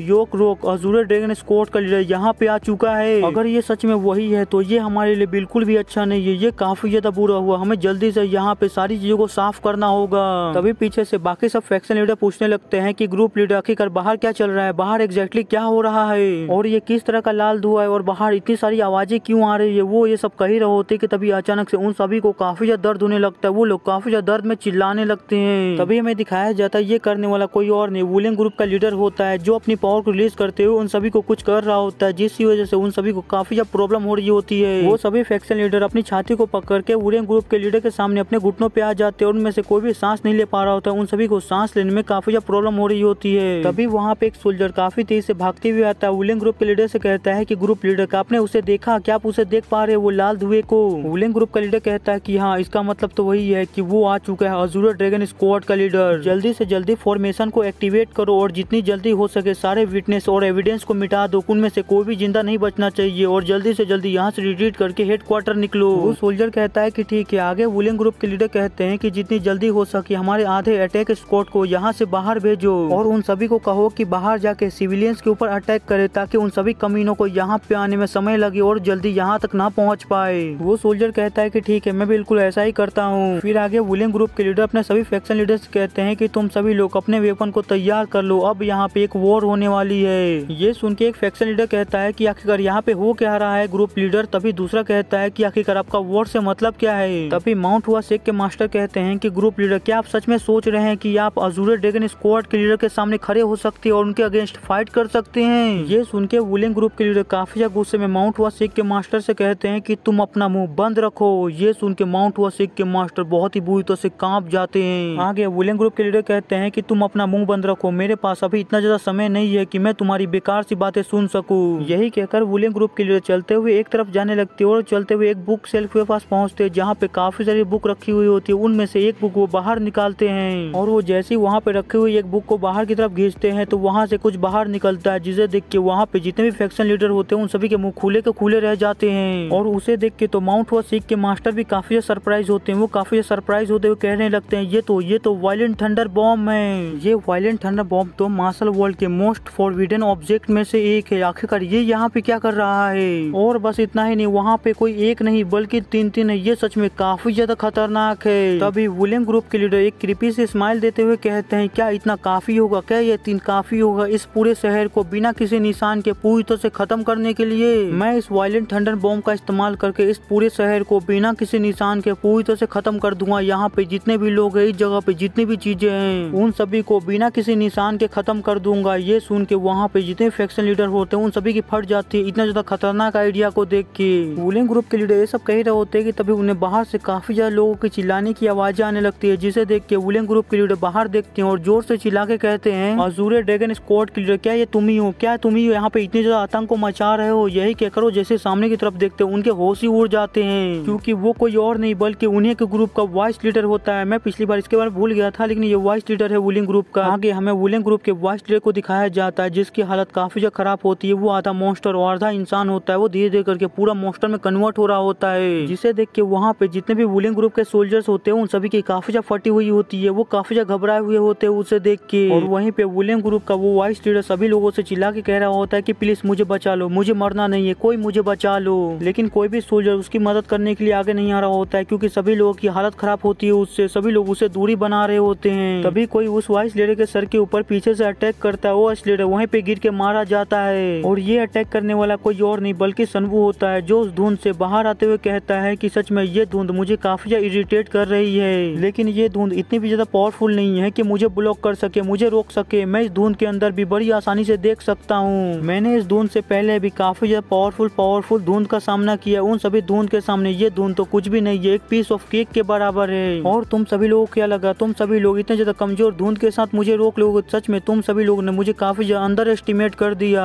फिर आगे सनवू चिल्ला के कहता है कि वुलियन ग्रुप के लीडर चियोन सोक, तुम जहाँ कहीं भी हो जल्दी से बाहर आ जाओ और मुझसे फाइट करो। लेकिन तभी वहाँ पे जितने भी सोल्जर्स होते हैं वो सभी लोग चिल्ला के कहते हैं कि जल्दी से सभी लोग अपने बैटल फॉर्मेशन में आ जाओ, इसे चारों तरफ से घेर लो। हमारे सामने बस एक ही एनिमी है, हम इसे अपनी कंबाइन स्ट्राइक के एक ही अटैक में खत्म कर सकते हैं। इसकी वजह से सभी लोग अपने पोजीशन में आ जाओ। ये सुन के सनवू कहता है क्या तुम्हें सच में ऐसा लगता है कि मैं यहाँ पे तुम सभी लोगों से लड़ने के लिए अकेला रहूंगा? सच में अगर तुम ऐसा सोचते हो तो मुझे तुम्हारे लिए काफी ज्यादा बुरा फील हो रहा है। यही कहकर सनवू बस अपनी एक चुटकी बजाता है। उसके चुटकी बजाते उसके चारों तरफ उसके स्केलेटन आर्मी खड़ी हो जाती है। उसके चारों तरफ काफी ज्यादा स्केलेटन आ जाते हैं, जिसके बाद सनवू उन सभी सोल्जर से कहता है कि चलो मैं तुम्हें दिखाता हूँ कि आखिर एक नेक्रोमेंसर की पावर क्या होती है, उसे उलझने का नतीजा क्या होता है। ये सीन और सनवू का ये डायलॉग सच में काफी ज्यादा इकोनिक है। मुझे ये मूवमेंट काफी ज्यादा पसंद है। वहाँ पे जितने भी सोल्जर्स होते हैं वो सभी लोग उन स्केलेटन को देख के उन सभी की हालत खराब हो जाती है। वो काफी ज्यादा घबराते हुए कहने लगते हैं आखिरकार ये किस तरह का चीज है, क्या ये जेंसिन है, वही इंसान के मरने के बाद जो ज़ॉम्बी की तरह वो लोग बनाते हैं ना, उसी की बात कर रहे हैं ये लोग। तभी एक दूसरा सोल्जर कहता है कि नहीं वो जेंसिन नहीं है, बिल्कुल भी वो जेंसिन की तरह नहीं है, बल्कि ये पूरी तरह से एक स्केलेटन है, एक स्केलेटन सोल्जर। लेकिन आखिरकार ये सभी लोग एग्जैक्टली है क्या, क्योंकि मैंने आज से पहले इस दुनिया में ऐसा कुछ भी नहीं देखा है, ना इसके बारे में सुना है, तो आखिरकार ये सब है क्या? तभी एक सोल्जर काफी ज्यादा घबराते हुए कहने लगता है कि मुझे लगता है कि वो अंडरवर्ल्ड का मैसेंजर है जो यहाँ पे हम सभी लोगों को खत्म करने के लिए आया है। और वहीं पे सनवू उन सभी को ऐसे घबराते हुए देख के काफी ज्यादा खुश हो रहा होता है और अपने मन के अंदर सोच रहा होता है कि अभी जो मैक्सिमम मैं स्केलेटन सोल्जर को समन कर सकता हूँ उसका नंबर है आज सीलिंग लेकिन भविष्य में मैं जल्दी ही इस नंबर को 100 तक पहुंचा दूंगा। उसके बाद मैं 100 स्केलेटन सोल्जर्स की आर्मी को समन कर पाऊंगा। लेकिन अभी फिलहाल के लिए इन छोटे मोटे वुलेन ग्रुप के कमजोर कुत्तों को खत्म करने के लिए मेरे 60 स्केलेटन सोल्जर्स काफी है, जिसकी वजह से मैंने अभी इसका 60 स्केलेटन सोल्जर समन किया है। सनवू ये सब सोच ही रहा होता है कि तभी वहाँ पे एक पर्सन आते हुए सभी सोल्जर से कहता है कि आखिरकार तुम सभी लोग कर क्या रहे हो और तुम सभी लोग किससे डर रहे हो। तभी हमें इस पर्सन के बारे में बताया जाता है कि ये पर्सन चोरोचिंग स्क्वाड लीडर होता है, आह नो जोंग। आगे हो जोंग सभी सोल्जर्स के ऊपर चिल्लाते हुए कहता है कि तुम सभी लोग को डरने की कोई भी जरूरत नहीं है। वो सभी सोल्जर्स बस हड्डियों के ढांचे हैं जिन्हें तुम अपने एक ही स्ट्राइक में बड़ी आसानी से खत्म कर सकते हो। ऊपर से तुम सभी लोग नंबर्स में उससे काफी ज्यादा हो, इसका तुम्हें एडवांटेज भी है। तो फिर आखिरकार तुम सभी लोग को इतना डरने की जरूरत क्या है। तुम सभी लोग हिम्मत से अपनी तलवार को उठाओ और जो हमारे सामने वो डिमोनिक सेक का बास्टर है उसको खत्म कर दो और साथ ही साथ उसके सारे स्केलेटन सोल्जर्स को भी खत्म कर दो। उनमें से किसी को भी जिंदा मत छोड़ो। ये सब सुन के वो सभी सोल्जर्स काफी ज्यादा मोटिवेट हो जाते हैं। वो जल्दी से अपनी स्वॉर्ड को बाहर निकाल लेते हैं और सनवू के स्केलेटन सोल्जर्स की तरफ अटैक करने के लिए जाने लगते हैं। ये देख के सनवू स्माइल करते हुए कहता है कि क्या मजाक है। यही कहकर सनवू अपने सभी स्केलेटन सोल्जर से कहता है कि तुम सभी लोग मेरे कमांड को ध्यान से सुनो। सामने से जितने भी सोल्जर्स आ रहे हैं उनमें से कोई भी जिंदा नहीं बचना चाहिए। उनमें से एक एक को चुन चुन के मारो, कोई भी जिंदा नहीं बचना चाहिए। ये सुन के सनवू के स्केलेटन सोल्जर्स भी काफी तेज से अपने वेपन को लेके आगे बढ़ते हैं। उन सभी दोनों के बीच में फाइट होना स्टार्ट हो जाती है, जहाँ पे वो सभी स्केलेटन सोल्जर्स अपने वेपन से उन वुलेन ग्रुप के सोल्जर्स को बड़ी आसानी से बिल्कुल गाजर मूली की तरह काट रहे होते हैं। और वहीं पे वुलेन ग्रुप के सोल्जर्स उन सभी स्केलेटन सोल्जर्स से अपने आप को डिफेंड तक नहीं कर पा रहे होते और बड़ी आसानी से उनके एक एक मुंह पे मारे जा रहे होते हैं। जिसे देख के वो होजोंग सोच रहा होता है कि आखिरकार इन जैसे कोई हड्डियों के ढांचे मार्शल आर्ट का इस्तेमाल कैसे कर सकते हैं, वो भी कोई लो ग्रेड के मार्शल आर्ट नहीं बल्कि हाई ग्रेड के मार्शल आर्ट का इस्तेमाल करे। और साथ ही साथ हम इनसे नंबर्स में काफी ज्यादा है, से कोई भी फर्क नहीं पड़ रहा है। वो सभी स्केलेटन सोल्जर्स नंबर में हमसे इतने ज्यादा कम होने के बावजूद बड़ी आसानी से हमारे सभी सोल्जर्स का सामना कर पा रहे हैं और उन सभी को बड़ी आसानी से मारे जा रहे हैं। हमारे सोल्जर्स तो उन सभी स्केलेटन सोल्जर्स के सामने खड़े तक नहीं हो पा रहे हैं, वो अपने आप को बचा तक नहीं पा रहे हैं। अगर मैं इसे अपनी आंखों से नहीं देख रहा होता तो मुझे इस बात पे कभी भरोसा ही नहीं होता कि उनमें से एक एक स्केलेटन सोल्जर्स एक एक मॉन्स्टर एक ट्रांसेंडेंट लेवल का एक्सपर्ट है। अगर ऐसा ही चलता रहा और वो सभी स्केलेटन मॉन्स्टर मेरे सभी सोल्जर्स को इसी तरह मारते रहे तो हमारे जीतने का कोई भी चांस नहीं है। जल्दी मेरे सभी सोल्जर्स खत्म हो जाएंगे। मुझे लगता है कि अब मेरे पास कोई भी चारा नहीं, कोई भी चॉइस नहीं है, मुझे उसका इस्तेमाल करना ही होगा। यही कहकर वो अपने हाथ से कोई इशारा करता है और वो जैसे ही ऐसा करता है तो वहाँ पे एक बहुत ही बड़ा एक्सप्लोजन होता है। सच में ये एक्सप्लोजन काफी बड़ा होता है जिसके अंदर उसके खुद के सोल्जर्स मारे जाते हैं और जो सोल्जर्स उस एक्सप्लोजन से बच जाते हैं तो वहाँ पे लगी हुई आग से वहाँ पे जल के मरने लगते हैं और काफी चिल्ला रहे होते हैं और मदद की भीख मांग रहे होते हैं। लेकिन वहीं पे होजोंग को अपने खुद के सोल्जर्स के मरने का कोई भी गम नहीं होता है, तो वो तो खुश होते हुए सोच रहा होता है इस तरह के कोई बड़े एक्सप्लोजन से कोई भी एक बड़ा सा बड़ा एक्सपर्ट भी नहीं बच सकता है। तो तुम्हारे स्केलेटन सोल्जर्स क्या है, तुम्हारे स्केलेटन मॉन्स्टर भी इस एक्सप्लोजन से नहीं बचे होंगे। जून सनवू तुम्हारे स्केलेटन मॉन्स्टर की हड्डियां भी नहीं बचेंगी इस एक्सप्लोजन फायर के अंदर, उन सभी की हड्डियां भी गल जाएंगी। होजोंग ये सब सोचते हुए काफी ज्यादा खुश हो ही रहा होता है कि तभी होजोंग अपने सामने के नजारे को देख के पूरी तरह से दंग रह जाता है, शॉक हो जाता है क्योंकि वहाँ पे जितने भी सनवू के स्केलेटन सोल्जर्स होते हैं उनमें से किसी को भी उस धमाके से कोई भी फर्क नहीं पड़ा होता, उन लोगों को एक स्क्रैच तक नहीं आया होता है उस धमाके से। जिसे देख के सनवू होजोंग से कहता है कि तुम्हें सच में लगा था कि तुम ऐसे किसी कमजोर धमाके से मेरे स्केलेटन सोल्जर्स को रोक लोगे और उन्हें खत्म कर दोगे। ऐसे छोटे मोटे धमाकों से तो मेरे स्केलेटन सोल्जर्स रोज खेला करते हैं, तुम्हें क्या लगा तुम ऐसे छोटे मोटे धमाकों से इस जगह की सिचुएशन को चेंज कर दोगे। अगर तुम्हें इस जगह की सिचुएशन को चेंज करना है तो तुम्हें कुछ बड़ा करना होगा, तुम्हें थोड़ा सा और एफर्ट लगाना होगा ताकि तुम इस जगह की सिचुएशन को चेंज कर पाओ। यही कहते हुए सनवू फिर हंसते हुए होजोंग से कहता है कि भले मेरे स्केलेटन सोल्जर्स को इस धमाके से कुछ हुआ हो या ना हुआ हो, लेकिन तुमने खुद के अपने सोल्जर्स को इस धमाके के अंदर सेक्रीफाइस कर दिया, उन्हें पूरी तरह से वाइप आउट कर दिया। यही कहकर सनवू काफी हंस रहा होता है जिसकी वजह से होजोंग को काफी गुस्सा आने लगता है। वहाँ पे जो उसके बचे हुए सोल्जर्स होते हैं जो बिल्कुल अधमरी हालत में होते हैं और होजोंग से अपनी जान बचाने की भीख मांग रहे होते हैं, होजोंग उन्हीं के ऊपर अटैक करके उन्हीं को खत्म कर देता है और उसके बाद कहता है कि जिस समय तुम सभी लोगों ने इनके ऊपर अटैक किया उसी समय मैंने तुम सभी लोगों को मरा हुआ समझ लिया। तो जो भी सोल्जर्स यहाँ से फाइट से बचने की कोशिश करेगा या यहाँ से भागने की कोशिश करेगा वो सभी लोग मेरे हाथों से ही मारे जाएंगे, कोई भी यहाँ से जिंदा बच के नहीं जा पाएगा।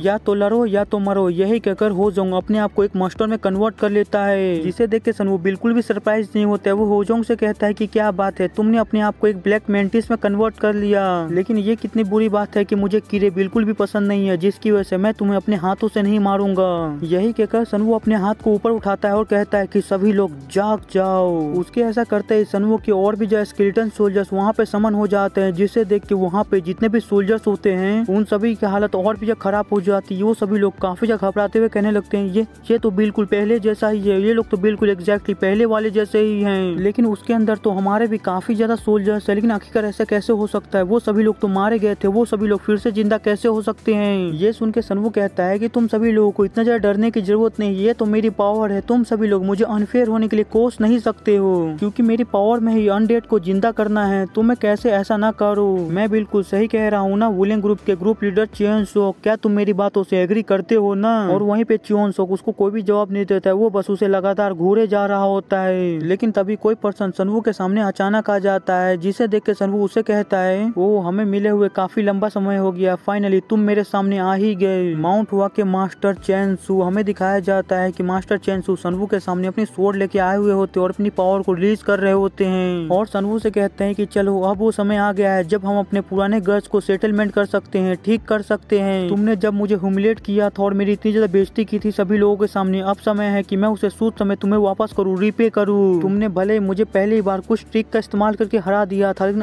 आज तुम कोई भी ट्रिक का इस्तेमाल नहीं कर पाओगे और मैं आज तुम्हें पूरी तरह से खत्म कर दूंगा। ये सुन के सनवू कहता है कि हाँ ये मेरे लिए भी अच्छा होता कि मैं तुम्हें अपने हाथों से बहुत ही बुरी तरह से कुत्ते की तरह मारता, लेकिन मैं ऐसा नहीं कर सकता हूँ क्योंकि मुझसे पहले कोई ऐसा है जो तुमसे लड़ना चाहता है। ये सुन के माउंट हुआ सेक के मास्टर चेन-सू कहते हैं कि आखिरकार तुम किस तरह की बकवास कर रहे हो, ऐसा कौन है जो मुझसे लड़ना चाहता है? वो ऐसा कहते हैं कि तभी अचानक से सनवू के शरीर से काफी एनर्जी निकलने लगती है और वहाँ पे कोई समन होने लगता है। तभी सनवू के पास सिस्टम की तरफ से नोटिफिकेशन आता है कि उसने हिडन कंडीशन को सेटिस्फाई कर दिया है, जिसकी वजह से स्वॉर्ड सेज म्योंग ग्योंग खुद से यहाँ पे समन हो रहे हैं। तभी सनवू के पास एक और नोटिफिकेशन आता है जहाँ उसे बताया जाता है skeleton commander sword sage Gong Seong उसको अपने सबसे बड़े गुस्से को जाहिर कर रहा है, जिसकी वजह से उसके जितने भी स्टेट हैं वो सभी स्टेट्स 200% से इंक्रीज हो गए हैं। तभी वहाँ पे स्वॉर्ड सेज समन हो जाते हैं, जिसे देख के सनवू उनसे कहता है कि जैसा कि मैंने तुमसे वादा किया था कि मैं तुम्हें तुम्हारे डिसिपल के सामने लाऊंगा, तो चलो मैंने जो तुमसे वादा किया था तो मैंने पूरा कर दिया, मैंने तुम्हें तुम्हारे सबसे प्रिय डिसिपल के सामने ला के खड़ा कर दिया है, तो तुम्हें अब जो करना है करो, तुम अपने प्रिय डिसिपल को अपने हाथों से ही खत्म कर दो। हमें स्वॉर्ड सेज के बारे में बताया जाता है। स्वॉर्ड सेज एक ऐसा टाइटल है जो मार्शल आर्ट की दुनिया में सबसे ऑनरेबल टाइटल में से एक है।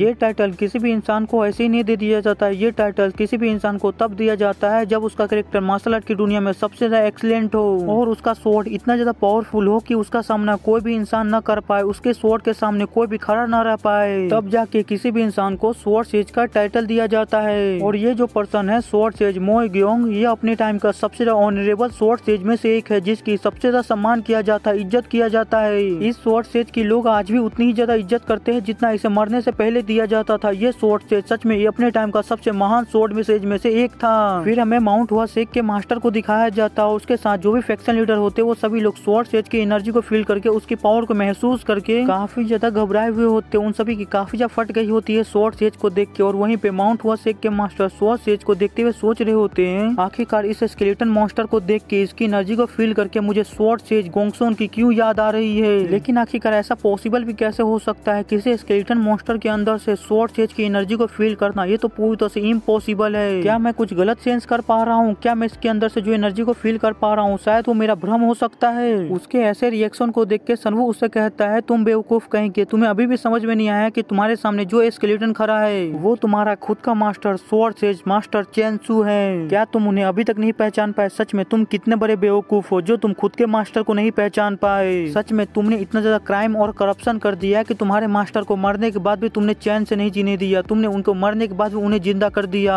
यहाँ तक कि स्वॉर्ड सेज को मरने के बाद भी अपने खुद के डिसिपल को खत्म करने के लिए जिंदा होकर आना पड़ा। सच में तुम कितने ज्यादा गिरे हुए पर्सन हो। ये सब सुन के माउंट हुआ सेक के मास्टर काफी ज्यादा हैरान हो रहे होते और वहीं पे जितने भी फैक्शन लीडर होते पीछे उन्हें काफी ज्यादा गुस्सा आ रहा होता है। तभी स्वॉर्ड सेज कहते हैं हाँ आप सभी लोगों ने बिल्कुल सही सुना, स्वॉर्ड सेज कहते हैं कि ये सब मेरी गलती है क्योंकि मेरे गलत डिसीजन से मेरा जो माउंट हुआ सेक्ट है जो पहले इतना ज्यादा अच्छा और ईमानदार हुआ करता था वो आज पूरी तरह से करप्शन और इविलनेस से भर चुका है। जो मेरा माउंट हुआ सेक्ट पहले लोगों के लिए एक अच्छाई का प्रतीक हुआ करता था उसके अंदर बेईमानी और पूरी तरह से करप्शन भर चुका है। इसी की वजह से आज मुझे यहाँ पे आना पड़ा ताकि जितने भी लोगों ने मेरे माउंट हुआ सेक्ट के नाम को बदनाम किया है उसे मिट्टी में मिलाया है उन सभी कमीनों को अपने हाथों से खत्म कर सकूं और मेरे माउंट हुआ सेक्ट को बिल्कुल पहले जैसा अच्छा और साफ सुथरा बना सकूं। ये सब सुन के वहीं पे माउंट हुआ सेक्ट के मास्टर का काफी ज्यादा दिमाग खराब हो गया होता है। वो जोर से चिल्ला के कहता है कि बस बहुत हो गया, बस करो अपना बकवास। तुम्हें क्या लगता है तुम इन छोटे मोटे जादू का इस्तेमाल करके मुझे बेवकूफ बना लोगे? अगर सच में तुम ऐसा सोचते हो तो तुम सच में एक बहुत ही बड़े बेवकूफ हो। मुझे अच्छी तरह से पता है कि मेरे सामने जो स्केलेटन मॉन्स्टर खड़ा है वो कभी भी मेरे मास्टर स्वॉर्ड सेज गोंगसू नहीं हो सकते हैं। ये सब एक छलावा है। मेरे सामने जो स्केलेटन खड़ा है वो बस एक हड्डियों का ढांचा, उसके अलावा वो कुछ और नहीं है। तुम्हें क्या लगता है तुम इन छोटे मोटे ट्रिक का इस्तेमाल करके मुझे बेवकूफ बना पाओगे? मैं कभी भी तुम्हारे इन छोटे मोटे ट्रिक के अंदर नहीं फंसूंगा।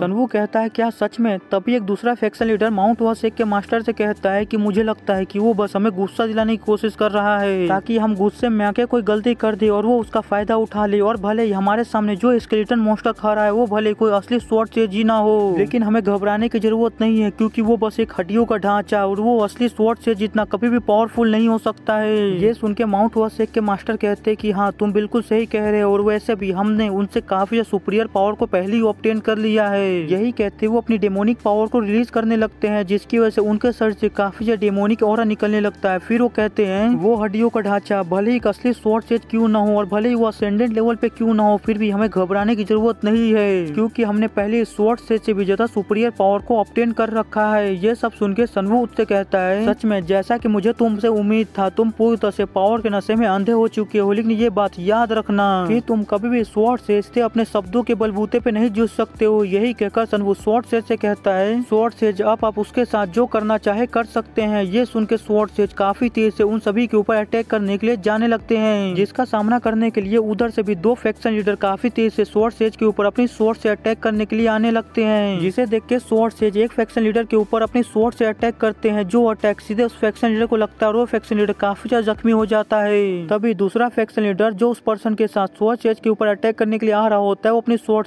सेज के पीछे से उनके ऊपर अटैक करता है, जिस अटैक को स्वॉर्ड सेज बड़ी आसानी से नोटिस कर लेते हैं और उस अटैक से बड़ी आसानी से बच जाते हैं, और फिर उस दूसरे फैक्शन लीडर के ऊपर अपनी स्वॉर्ड से काफी तेज से काफी सारे स्लैशेस लगा देते हैं। ये स्लैशेस इतने ज्यादा तेज होते हैं कि वो फैक्शन लीडर रिएक्ट तक नहीं कर पाता, उसे पता भी नहीं चलता है कि उसके ऊपर कब अटैक हो गया, उसकी बॉडी बहुत छोटे छोटे टुकड़ों में बट गई। ये देखकर वहाँ पे जो दूसरे फैक्शन लीडर होते हैं उन्हें काफी ज्यादा गुस्सा आता है। वो स्वॉर्ड सेज के ऊपर अटैक करते हुए कहते हैं तुम कमीने मॉन्स्टर कहीं क्या, आखिर तुम्हारी हिम्मत कैसे हुई हमारे दो साथी को मारने की, तुम्हें अब इसकी कीमत चुकानी होगी। यही कहते हुए वो लगातार स्वॉर्ड सेज के ऊपर अटैक कर रहे होते हैं, लेकिन वहीं पे स्वॉर्ड सेज उन सभी के अटैक को बड़ी आसानी से डॉज कर रहे होते हैं, और तभी वो डॉज करते हुए एक फैक्शन लीडर के ऊपर अपनी स्वॉर्ड से अटैक करते हैं, जिसकी वजह से स्वॉर्ड सेज का अटैक सीधे जाके उस फैक्शन लीडर के पेट के ऊपर लगता है, और वहाँ पे उसकी वजह से एक बहुत ही बड़ा धमाका होता है। और उस धमाके के अंदर वो दूसरा फैक्शन लीडर भी काफी ज्यादा जख्मी हो जाता है, उस धमाके के प्रेशर की वजह से वो दोनों ही काफी दूर फेंका जाते हैं, और वो प्रेशर इतना ज्यादा पावरफुल होता है कि वहीं पे माउंट वासेक के मास्टर को भी उस प्रेशर को रजिस्ट करने में काफी ज्यादा प्रॉब्लम हो रही होती है, और वो बड़ी मुश्किल से उस प्रेशर को रजिस्ट कर पा रहे होते हैं, और वहीं पे स्वॉर्ड सेज उन दोनों फैक्शन लीडर के ऊपर हवा में ही अटैक कर देते हैं, और वो दोनों का किस्सा वहीं पे खत्म हो जाता है, जिसे देख के माउंट वासेक के मास्टर काफी हैरान होते हुए सोच रहे होते हैं आखिरकार ऐसा कैसे हो सकता है। वो सभी लोग माउंट वासेक की ऑनरेबल एल्डर थे, और यहाँ तक कि उन सभी लोगों ने शेख से पावर को भी रिसीव किया था, तो आखिरकार वो लोग इतना ज्यादा पावरफुल होने के बावजूद इतनी आसानी से कैसे उससे हार सकते हैं? ऐसा कैसे हो सकता है? क्या ये सच में स्वॉर्ड सेज की ट्रू पावर है जो आज मैं यहाँ पे देख पा रहा हूँ? जबकि यहाँ पे जितने भी मेरे एल्डर थे वो सभी लोग इससे मारे जा चुके, अब यहाँ पे इसका सामना करने के लिए कोई भी बचा नहीं है, तो मुझे लगता है कि अब मुझे इसका सामना करना होगा। मुझे जो वुलिंग ग्रुप के लीडर च्योन सोक ने डिमोनिक पावर दी है वो अभी तक पूरी तरह से कंप्लीट नहीं हुई है, लेकिन मेरे पास अब कोई भी रास्ता नहीं है, मुझे उसका इस्तेमाल करना ही होगा अगर मुझे इसका सामना करना है तो, वरना अगर मैंने उसका इस्तेमाल नहीं किया तो कहीं ऐसा ना हो कि मैं उसका इस्तेमाल करने से पहले स्वॉर्ड सेज के हाथों से मारा जाऊं। इसकी वजह से मैं अपनी सारी पावर का इस्तेमाल करूंगा। अब यही कहते हुए माउंट वासेक के मास्टर अपनी सारी डिमोनिक पावर को रिलीज करने लगते हैं, जिसकी वजह से उनकी बॉडी के अंदर से काफी ज्यादा डिमोनिक ऑरा निकलने लगता है, और साथ ही साथ उनकी पावर काफी ज्यादा ग्रेटली इंक्रीज होने लगती है, बढ़ने लगती है। जो अपनी पावर को महसूस करते हुए माउंट वासेक के मास्टर कहते हैं ये डिमोनिक पावर सच में काफी ज्यादा लाजवाब है, मैं अपनी बॉडी के अंदर मेरी पावर को काफी ज्यादा ग्रेटली इंक्रीज होते हुए महसूस कर पा रहा हूँ, और अब फाइनली मैंने उसे ऑब्टेन कर लिया है डिमोनिक बीस्ट की असली पावर को।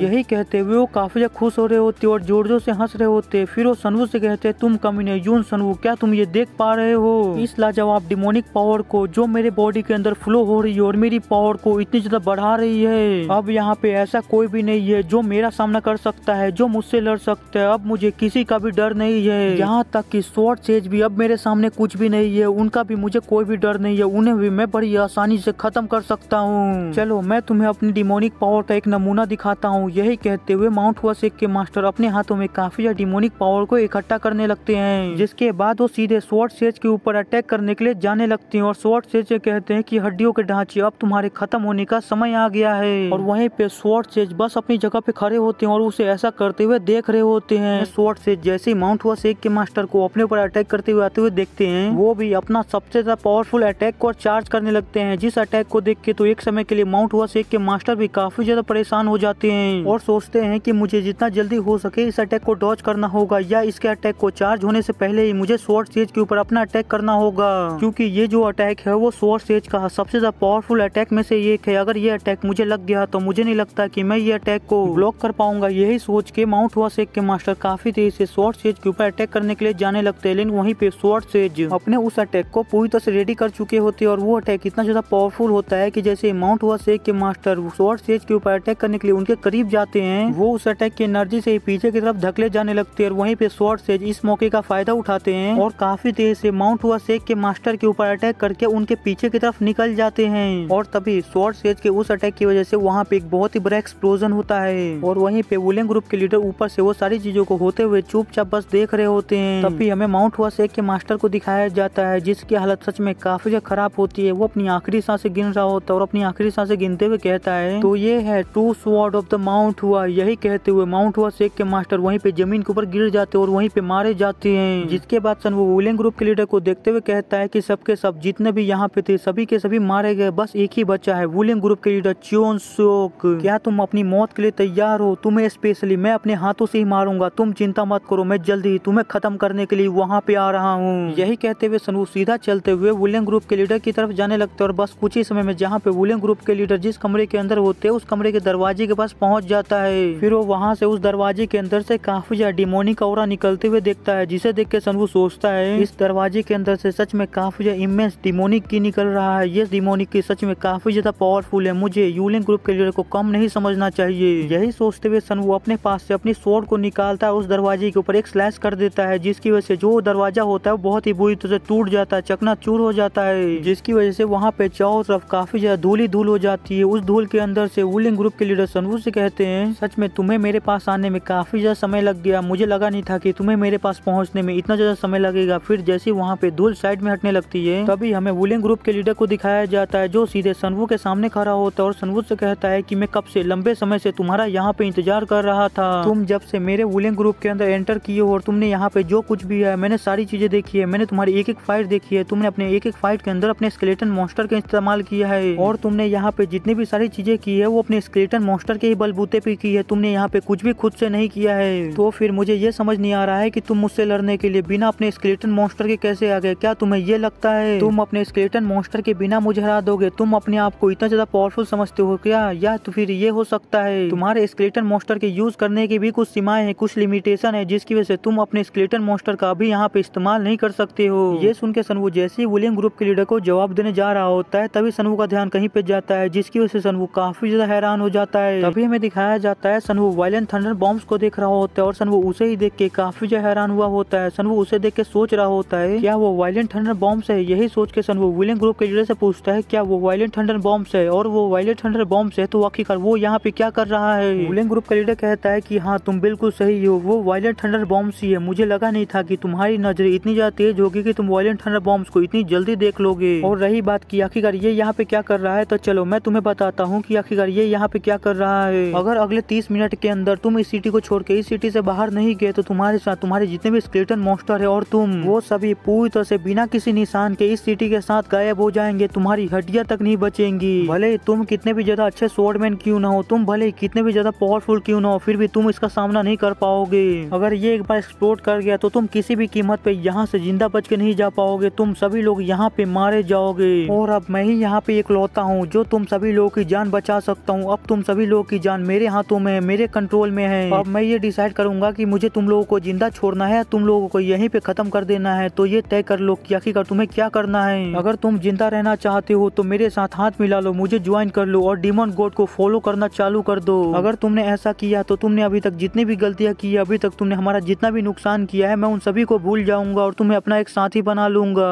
ये सुन के सनवू कहता है कि आखिरकार तुम क्या बकवास करो, तुम अपना ये बकवास बंद करो, तुम्हारी बकवास सुन सुन के मेरा सर दर्द करने लगा है। आखिरकार तुम सभी कमीनों की प्रॉब्लम क्या है, जब भी तुम सभी कमीने आखिर में हार हारने लगते हो तो तुम सामने वाले के साथ हाथ मिलाने की कोशिश करते हो ताकि तुम उसे अपना एक साथी बना सको और उसका इस्तेमाल करने के बाद उसे ही लास्ट में खत्म कर सको। और तुम जैसे कमीनों को क्या लगता है मैं क्यों तुम्हारे नेमलेस भगवान को फॉलो करूंगा, जिसका कोई नामो निशान ही नहीं है, जिसका कोई नाम तक नहीं है। तुम्हारा वो जो भगवान है डीमन गॉड फीमन गॉड, मुझे तो लगता है कि वो तो इस दुनिया में एग्जिस्ट तक नहीं करता होगा।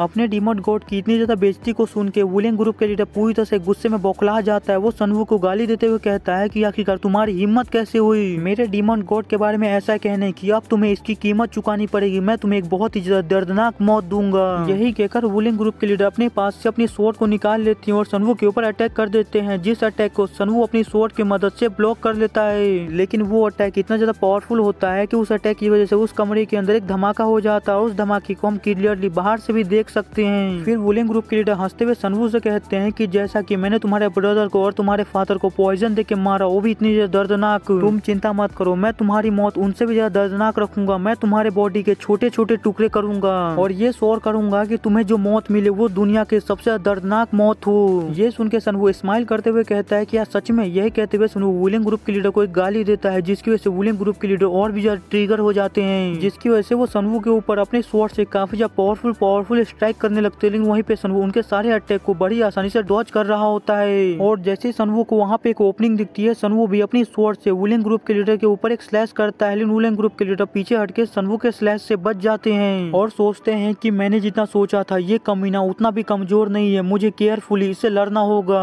वरना मैंने इस फाइट के दौरान एक भी गलती की तो ये कमीना इस मौके का फायदा उठा के मेरे सर को मेरे धड़ से अलग कर देगा। यही सोचकर वुलिंग ग्रुप के लीडर सनवू से लड़ने लगते और वहीं पे वो दोनों ही एक दूसरे के ऊपर लगातार अटैक कर रहे होते और एक दूसरे के अटैक को ही ब्लॉक कर रहे होते हैं, जिसे देख के वुलिंग ग्रुप के लीडर सोच रहे होते हैं कि आखिरकार यहाँ पे क्या चल रहा है। अभी तक मैं काफी लंबे समय से इस बच्चे के साथ लड़ रहा हूँ, मैंने अभी तक इसके ऊपर 100 ऑफ स्लैशेस कर दिए होंगे, लेकिन अभी तक ये बच्चा पूरी तरह से सही सलामत है। मेरा एक अटैक तक इस बच्चे को अभी तक नहीं लगा। क्या सच में इस बच्चे की पावर मेरे से ज्यादा सुपीरियर है? लेकिन आखिरकार ऐसा कैसे हो सकता है? इस बच्चे की पावर मेरे से ज्यादा सुपीरियर कैसे हो सकती है? मैं इस चीज को बिल्कुल भी मानने को तैयार नहीं हूँ। लेकिन मैं इस बच्चे के साथ जितना ही लड़ रहा हूँ, जितना इस बच्चे के साथ फाइट कर रहा हूँ, मुझे इसकी पावर उतनी ज्यादा बढ़ती हुई महसूस हो रही है। मुझे ऐसा लग रहा है कि ये बच्चा मुझसे फाइट करते हुए अपनी पावर को बढ़ा रहा है। लेकिन ऐसा कैसे हो सकता है? कोई भी इंसान एक असेंडेंट लेवल का भी कोई भी फाइट के बीच में किसी से फाइट करते हुए अपनी पावर को नहीं बढ़ा सकता है। तो आखिरकार ये बच्चा कैसे ये कर पा रहा है? इसका तो कोई सेंस ही नहीं बनता है। वुलिंग ग्रुप के लीडर ये सब सोच रहे होते हैं कि तभी सनवू को एक ओपनिंग दिखती है, जिसे देख के सनवू कहता है फाइनली ये आ गया, मैं कब से इसी का इंतजार कर रहा था। यही कहने के साथ सनवू अपनी स्किल का इस्तेमाल करता है, जिसकी वजह से वुलिंग ग्रुप के लीडर की बॉडी पूरी तरह से फ्रीज हो जाती है। वो अपनी जगह पे ही रुक जाते हैं। इसी मौके का फायदा उठा के सनवू जल्दी से अपने स्केलेटन सोल्जर्स को समन कर लेता है, जिसके बाद सनवू उन सभी स्केलेटन सोल्जर से वुलिंग ग्रुप के लीडर के ऊपर अटैक करवा देता है। वहीं पे वुलिंग ग्रुप के लीडर उन सभी को अटैक करते हुए देख के सोच रहे होते हैं आखिरकार अभी यहाँ पे क्या चल रहा है? मैं अपनी बॉडी को बिल्कुल भी हिला नहीं पा रहा हूँ, बिल्कुल भी मूव नहीं कर पा रहा हूँ, मैं कुछ भी सेंस नहीं कर पा रहा हूँ, आखिरकार मेरे साथ हो क्या रहा है? यही सोचते वो काफी जोर जोर से चिल्ला रहे होते और अपनी बॉडी को मूव करने की कोशिश कर रहे होती है, अपने आप को छुड़ाने की कोशिश कर रहे होते हैं, लेकिन इसका कोई भी फायदा नहीं होता है। तब तक काफी लेट हो चुका होता है। सनवू के जितने भी स्केलेटन सोल्जर्स होते हैं वो सभी लोग वुलिंग ग्रुप के लीडर के ऊपर अटैक करके उसके पीछे निकल चुके होते हैं और वहीं पे वुलिंग ग्रुप के लीडर के दोनों ही हाथ पैर कट चुके होते हैं, जिसकी वजह से वुलिंग ग्रुप के लीडर अपने घुटनों पे आ जाते हैं। जिसके बाद वो सनवू को गाली देते हुए कहते हैं तुम कमीने, आखिरकार तुम्हारी हिम्मत कैसे हुई मेरे साथ डर्टी ट्रिक इस्तेमाल करके मुझे हराने की?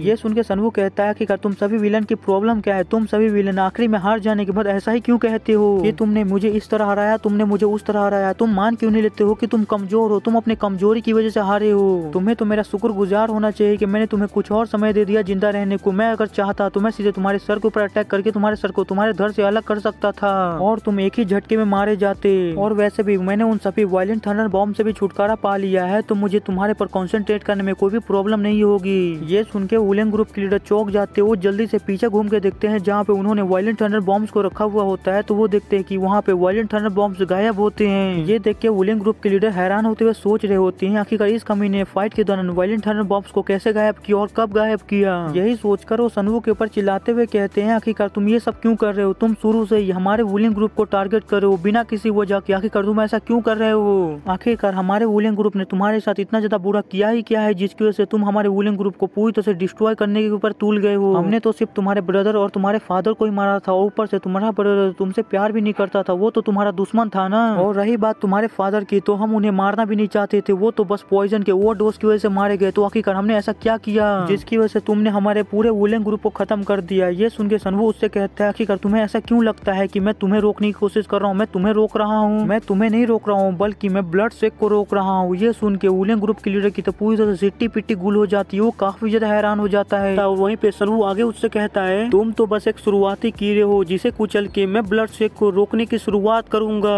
भले ही वो चाहे कोई भी हो जो इस वर्ल्ड को डिस्ट्रॉय करने की कोशिश करेगा, भले ही वो कितना भी ज्यादा पावरफुल क्यों ना हो, ब्लड शेक हो या कोई भी हो, जो कोई भी इस वर्ल्ड को खत्म करने की कोशिश करेगा, मेरे अपनों को नुकसान पहुंचाने की कोशिश करेगा, मैं उन सभी को जड़ से खत्म कर दूंगा और इस चीज की शुरुआत मैं तुम्हारे खात्मे से करूंगा। ये सुन के वुलेन ग्रुप के लीडर पूरी तरह से चौंक जाते हैं। उन्हें काफी ज्यादा गुस्सा आ रहा होता है सनवू की बातें सुन के। वो अपने मन के अंदर सोच रहे होते हैं कि बस बहुत हो गया, इससे ज्यादा मैं इस चीज को बर्दाश्त नहीं कर सकता हूँ। जबकि ये सिचुएशन इतना ज्यादा खराब हो गया है और यहाँ तक पहुँच आया है तो अब मुझे मेरे लास्ट ट्रम्प कार्ड का इस्तेमाल करना होगा। मेरे पास और कोई भी रास्ता नहीं है उसका इस्तेमाल करने के अलावा। यही सोचते हुए वो अपने नीचे एक फॉर्मेशन को एक्टिवेट करने लगते हैं। जिसके बाद वो सनवू से कहता है यून सनवू बस बहुत हो गया, अब मुझे तुम्हारा सर चाहिए। अब चाहे मुझे उसके लिए कितनी भी बड़ी कीमत क्यों न चुकाने पड़े, मुझे अपनी जान ही क्यों न देनी पड़े, मुझे तुम्हारा सर चाहिए किसी भी कीमत पे।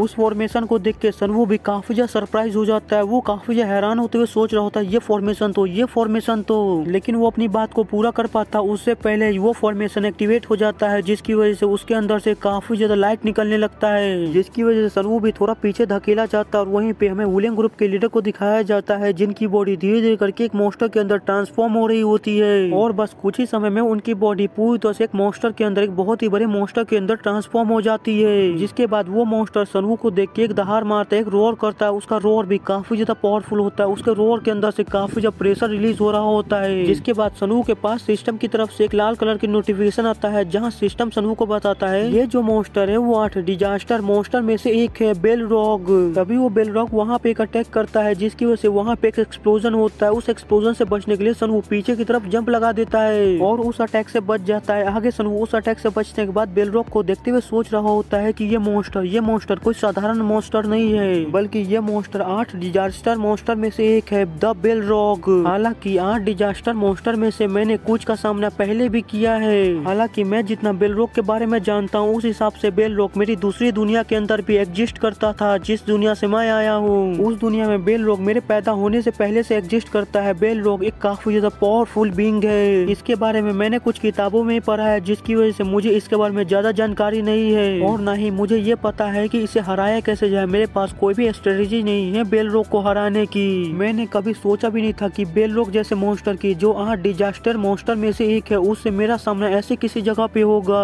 सच कहूँ तो जब मैंने इसे पहली बार देखा था तो इसे देख के मैं काफी सरप्राइज हो गया था। मुझे लगा नहीं था कि इसके जैसा कोई मुझे यहाँ पे मिलेगा। सच में ये काफी ज्यादा इंटरेस्टिंग है। मैं अब ये टेस्ट कर सकता हूँ कि आखिरकार मैं कितना ज्यादा पावरफुल हूँ, मैं बेलरॉग को हरा सकता हूँ कि नहीं। यही सोचकर सनवू वहाँ पे अपने 2 स्केलेटन को समन कर लेता है। जिसके बाद वो दोनों स्केलेटन से बेलरॉग के ऊपर अटैक करवा देता है। जिसके बाद सनवू के दोनों ही स्केलेटन सोल्जर्स काफी तेज से बेलरॉग के ऊपर अटैक करने के लिए जाने लगते हैं। जिसे देख के बेलरॉग अपने हाथ से एक स्लैश करता है जो स्लैश सीधे जाके सनवू के एक स्केलेटन को लगता है और सनवू का एक स्केलेटन का सर उसके धड़ से अलग हो जाता है और वहीं पे डिस्ट्रॉय हो जाता है। फिर आगे बेलरॉग जो दूसरा स्केलेटन होता है जो उसके ऊपर अटैक करने के लिए आ रहा होता है उसका सर पकड़ता है और उसे जमीन पे दे मारता है। जिसके बाद उस स्केलेटन का भी काम वहीं पे तमाम हो जाता है और बेलरॉग के बस एक नॉर्मल अटैक से ही वहाँ पे काफी ज्यादा पावर रिलीज होने लगती है और बेलरॉग के बॉडी के अंदर से काफी ज्यादा पावरफुल फायर भी रिलीज हो रहा होता है। आगे बेलरॉग सनवू को देख के काफी ज्यादा गुस्से में गुर्राते हुए कहता है कि यून सनवू आज मैं तुम्हें यहीं पे मार डालूंगा, तुम्हारी हड्डियां तक जला दूंगा। और वहीं पे सनवू अपने स्केलेटन सोल्जर्स की हालत को देखते हुए सोच रहा होता है कि मैंने जो 2 स्केलेटन सोल्जर्स को यहाँ पे समन किया था वो दोनों बिल्कुल भी वीक नहीं थे। वो सच में काफी ज्यादा पावरफुल थे, लेकिन वो दोनों ही इतनी आसानी से मारे गए यहाँ तक कि उनकी हड्डियां भी इस फायर के अंदर गल गई। आखिरकार ये किस तरह की पावरफुल फायर है जो मेरे स्केलेटन सोल्जर्स की हड्डियां भी गला सकती है। सच में ये जो मेरा दुश्मन है, आज तक मैंने जितने भी अपने दुश्मनों से फाइट किया है उन सभी से काफी ज्यादा अलग और पावरफुल है। वो सभी लोग तो इसके सामने कुछ भी नहीं है, इसके सामने तो एक चींटी के बराबर है। इसका पावर तो एक अलग ही लेवल पे है। मुझे नहीं लगता है कि मेरे अकेले की पावर से मैं इसे हरा पाऊंगा। अगर मुझे इसे हराना है तो मुझे अपनी सारी पावर का इस्तेमाल करना होगा, मेरी सारी पावर को रिलीज करना होगा ताकि मैं इस मॉन्स्टर को हरा सकूं। मेरे पास जो कुछ भी है मुझे वो सभी चीजों को लगाना होगा इसे हराने के लिए, वरना मैं कभी भी इस मॉन्स्टर को नहीं हरा पाऊंगा। यही सोचकर सनवू वहाँ पे एक बहुत ही बड़े फॉर्मेशन को एक्टिवेट करने लगता है और उसके अंदर अपनी सारी पावर को डालने लगता है, अपने सारे माना को डालने लगता है। जिसकी वजह से सनवू ने आज तक अपने जितने भी सबसे ज्यादा ज्यादा पावरफुल ओपोनेंट से सामना किया था, उसे अपना समर बनाया था, वो सभी लोग वहाँ पे समन होने लगते हैं। पहले होते हैं लीडर क्वॉक, दूसरा होता है वो लिजार्ड मॉन्स्टर, तीसरा होता है वो ओल्ड मैन का स्केलेटन और चौथी होती है विच मिलू और पांचवें मॉन्स्टर का नाम मुझे नहीं याद है। और बस कुछ ही समय में वो सभी लोग वहाँ पे समन हो जाते हैं। उन सभी को वहाँ पे समन करने में सनवू का माना पूरी तरह से ऑलमोस्ट खत्म हो चुका होता है और जिसकी वजह से सनवू को काफी प्रॉब्लम हो रही होती है। वो बड़ी मुश्किल से वहाँ के फॉर्मेशन को मेंटेन करके रख पा रहा होता है, लेकिन तभी सनवू अपने बच्चे कुछ माना को भी वहाँ पे रिलीज करता है, उस फॉर्मेशन के अंदर डाल देता है, जिसकी वजह से उस फॉर्मेशन के ऊपर एक और फॉर्मेशन बन जाता है जिसका नाम डिवाइन स्पिरिट होता है। उस फॉर्मेशन की वजह से सनवू ने जितने भी स्केलेटन को समन किया होता है, मतलब उन मॉन्स्टर्स को, उन सभी की पावर बढ़ने लगती है, उन सभी की पावर काफी ज्यादा इनहेंस होने लगती है। जिसके बाद सनवू उन पांचों को कमांड देता है कि तुम सभी लोग मेरे कमांड को ध्यान से सुनो, तुम सभी लोग अपनी पूरी पावर को रिलीज करो, तुम्हारे पास जितनी भी पावर है उन सभी पावर का इस्तेमाल करो और अपने सामने खड़े मॉन्स्टर के ऊपर एक ऑल आउट अटैक करो, उसे पूरी तरह से डिस्ट्रॉय कर दो, खत्म कर दो। ये सुनते ही वो पांचों ही काफी तेज से बेलरॉक के ऊपर अटैक करने के लिए जाने लगते हैं, जिसे देख के बेलरॉक भी एक बहुत ही पावरफुल दहाड़ मारता है और उन पांचों के ऊपर अटैक कर देता है, उन पांचों से फाइट करने लगता है। और वहीं पे सनवू उनकी फाइट को देखते हुए सोच रहा होता है कि मुझे इन पांचों को समन करने में काफी ज्यादा माना को यूज करना पड़ा, मेरा काफी ज्यादा माना खपत हो गया, खत्म हो गया। और बस इतना ही नहीं, मैंने वहाँ पे एक और स्पेल को कास्ट किया जिसकी वजह से उन पांचों की फायर रेजिस्टेंट की जो स्किल होगी वो काफी इनहेंस हो जाएगी और वो लोग काफी आसानी से बेलरॉक से फाइट कर पाएंगे और उसके फायर को रजिस्ट कर पाएंगे। लेकिन इन दोनों पावरफुल स्पेल का इस्तेमाल करने की वजह से मेरा जो माना है वो मेरी उम्मीद से काफी तेजी से खत्म हो गया। अब मेरी जो सारी उम्मीद है वो इन पांचों के ऊपर है। अगर इन पांचों ने अपनी पूरी ताकत के साथ बेलरॉक से फाइट नहीं की और इसे नहीं हरा पाया तो हम सभी लोग यहाँ पे मारे जाएंगे, क्योंकि ये फाइट कोई नॉर्मल फाइट नहीं है बल्कि लाइफ एंड डेथ की फाइट है। अगर ये पांचों हारे तो इनके साथ मैं भी मारा जाऊंगा। सनवू ये सब सोच रहा होता है कि सनवू अपने साइड में नोटिस करता है कि उसके साइड में वो ओल्ड मैन का स्केलेटन खड़ा है, जिसे देख के सनवू उससे कहता है, हे ओल्ड मैन, तुम्हारा बहुत बहुत शुक्रिया, तुम मुझे यहाँ पे खड़े होकर गार्ड कर रहे हो, लेकिन तुम्हें मेरी इतनी ज्यादा चिंता करने की जरूरत नहीं है, मैं पूरी तरह से ठीक हूँ। चलो हम दोनों भी उस मॉन्स्टर के ऊपर अटैक करने के लिए जाते हैं और उस मॉन्स्टर को पूरी तरह से डिस्ट्रॉय कर देते हैं। यही कहकर सनवू और उस ओल्ड मैन का स्केलेटन दोनों ही बेलरॉक के ऊपर काफी तेज से अटैक करने के लिए जाने लगते हैं। फिर हमें लीडर क्वॉक को दिखाया जाता है जो काफी अच्छी तरह से बेलरॉक से फाइट कर रहे होते हैं, उसके ऊपर लगातार काफी सारे अटैक करते जा रहे होते हैं और वहीं पे विच मिलुआ भी काफी अच्छी तरह से बेलरॉक से फाइट कर रही होती है और उसके ऊपर अपने टेंटिकल से लगातार अटैक कर रही होती है और अटैक करते हुए चिल्ला रही होती है कि तुम मरो मरो कमीने, तुम मरो। यही कहते हुए वो लगातार उसके ऊपर चिल्लाते हुए अटैक कर रही होती है। उन सभी को ऐसे फाइट करते हुए देख के सनवू सोच रहा होता है कि बहुत अच्छे सभी लोग काफी अच्छी तरह से बेलरॉक से फाइट कर रहे हैं और अपनी सारी पावर का इस्तेमाल कर रहे हैं। अगर ऐसे ही हम बेलरॉक को पीछे की तरफ धकेलते रहे और पुश करते रहे तो एक मौका होगा हमारे पास बेलरॉक से जीतने का। यही सोचते हुए सनवू हवा में एक जंप लगाता है और बेलरॉक के ऊपर अपना एक बहुत ही ज्यादा पावरफुल स्लैश करता है और वहीं पे बेलरॉक जैसे ये देखता है कि उसके ऊपर चारों तरफ से अटैक हो रहे हैं और वो ये देख के काफी फ्रस्ट्रेट हो जाता है, वो अपने पावर को काफी इनहेंस करने लगता है, जिसकी वजह से बेलरॉक के बॉडी के अंदर से काफी पावरफुल फायर रिलीज होने लगता है और वो फायर पूरी तरह से पूरे कमरे के अंदर फैल जाता है। वो कमरा पूरी तरह से बेलरॉक के फायर के अंदर आ जाता है, पूरी तरह से कवर हो जाता है बेलरॉक के फायर के अंदर। बेलरॉक के ऊपर जितने भी अटैक हो रहे होते हैं वो सभी अटैक बेलरॉक के फायर की वजह से पूरी तरह से डिस्ट्रॉय हो जाते हैं। फिर जब वहाँ से पूरी तरह से फायर शांत होती है, थोड़ी सी फायर कम होती है, तो हमें दिखाया जाता है सनवू ने बहुत ही मुश्किल से खुद को बचाया हुआ होता है और वो काफी जख्मी हो गया होता है उस अटैक की वजह से। फिर सनवू अपने सामने के नजारे को देख के शॉक होते हुए कहता है कि आखिरकार ऐसा कैसे हो सकता है। हम सभी लोगों ने अपने सबसे ज्यादा पावरफुल अटैक को लॉन्च किया था बेलरॉक के ऊपर, लेकिन उससे एक खरोंच तक नहीं आया और मेरे सभी लोग मारे जा चुके हैं। और वहीं पे हमें दिखाया जाता है सनवू ने जितने को भी समन किया होता है वो सभी लोग बेलरॉक के अटैक की वजह से वहाँ पे काफी बुरी तरह से मरे पड़े होते हैं। और यहीं पे आज का हमारा ये एपिसोड खत्म होता है। मुझे उम्मीद है कि आप सभी लोगों को आज का ये एपिसोड पसंद आया